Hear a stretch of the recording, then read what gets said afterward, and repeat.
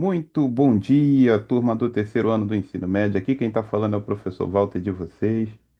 A diretora pediu para a gente gravar essa videoaula aqui e a gente vai começar a ver hoje a parte de diferença de potencial, que a gente vai chamar carinhosamente de DDP, que é a mesma coisa que tensão elétrica, que é a mesma coisa de voltagem, tá, gente?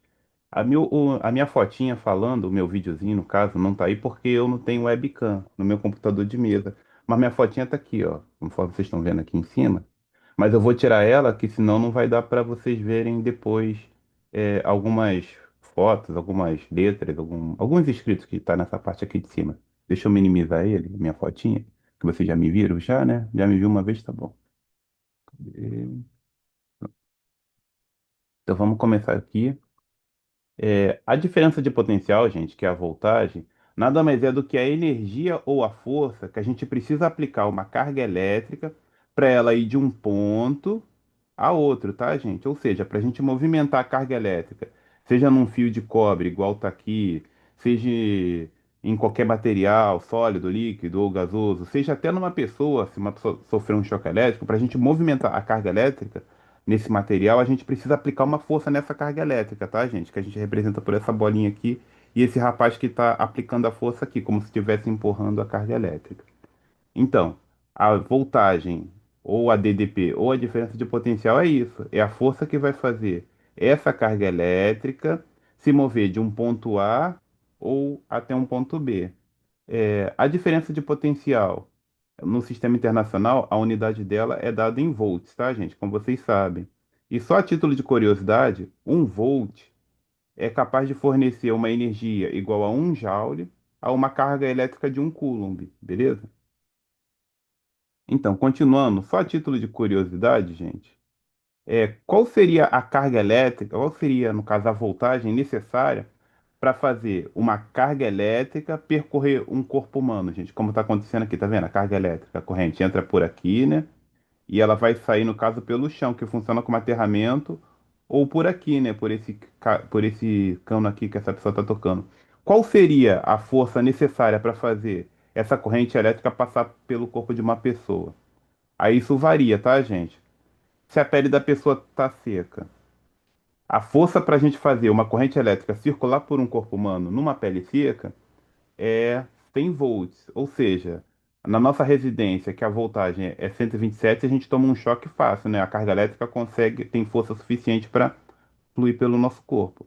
Já se a pele estiver molhada, essa voltagem, né, já cai para 20 volts só, que é a voltagem de uma bateria de caminhão, que é essa daqui, igual eu coloquei aqui.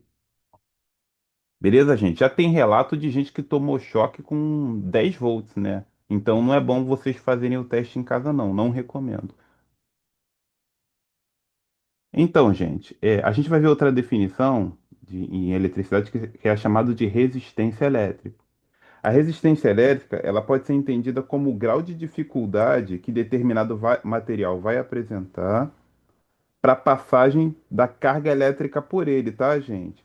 A gente tem aqui dois exemplos de materiais, ó, tá vendo? A gente tem aqui no primeiro um material de baixa resistividade, ou seja, ele tem uma boa condutividade elétrica, que no caso é o fio de cobre, olha, onde os elétrons eles conseguem fluir tranquilamente por esse material, ele consegue atravessar sem grande dificuldade. E a gente tem um outro material, olha, que é chamado de nícron, que é uma liga metálica, onde vocês verem menos elétrons circulando por ele, porque esse material ele apresenta uma maior resistividade à passagem desses elétrons por ele. Tanto que aqui vocês podem observar que a lâmpada está com uma cor mais intensa, e aqui, como os elétrons fluem com mais dificuldade, em consequência, vai fluir menos elétrons, a lâmpada está com um brilho menos intenso, como vocês podem observar. É isso que a gente vai entender como resistência elétrica, tá, gente? É o grau de dificuldade, a passagem de elétrons por determinado material. A unidade para a gente medir resistência elétrica no sistema internacional é o ohm, como está escrito aqui, e é basicamente isso. A gente vai começar com a parte mais numérica, com a parte dos cálculos que a gente vai precisar fazer, usando a primeira lei de Ohm, tá, gente? A primeira lei de Ohm diz o seguinte, que a voltagem, ou seja, a diferença de potencial ou tensão elétrica aplicada entre dois pontos de um resistor, que a gente vai trabalhar muito com resistor, tá, gente? É proporcional à intensidade da corrente elétrica que passa por ele, beleza? A formulazinha é essa daqui, olha, uma formulazinha bem tranquila. V é igual a RI, que a gente vai usar para fazer os nossos cálculos. Como exemplo de exercício, eu tenho esse daqui, olha. É um resistor de 9 ohm, que tá vendo o símbolo aqui da ferradura aqui, que é o ohm, um resistor de 9 ohm, é percorrido por uma corrente elétrica de 25 amperes. A voltagem entre os terminais do resistor é D. Então, para a gente fazer esse cálculo, a gente precisa, primeiramente, escrever a formulazinha que a gente vai usar, né? Que é essa daqui, V igual a RI. Como a gente pode observar, ele está perguntando, olha, a voltagem entre os terminais do resistor é, ou seja, eu não tenho o valor de V. É isso que ele está me perguntando, olha. Vou escrever aqui para a gente separar nossas variáveis. É, ele me fala o seguinte, um resistor de 9 ohms, esse ohms, como a gente viu, é o valor da resistência elétrica, vou colocar ali, e o 25 ampere é a unidade para intensidade de corrente, tá, gente? Que eu vou colocar aqui no lugar do i. Agora que eu já separei todas as variáveis, é só a gente jogar na formulazinha. No lugar do v, a gente deixa o v mesmo.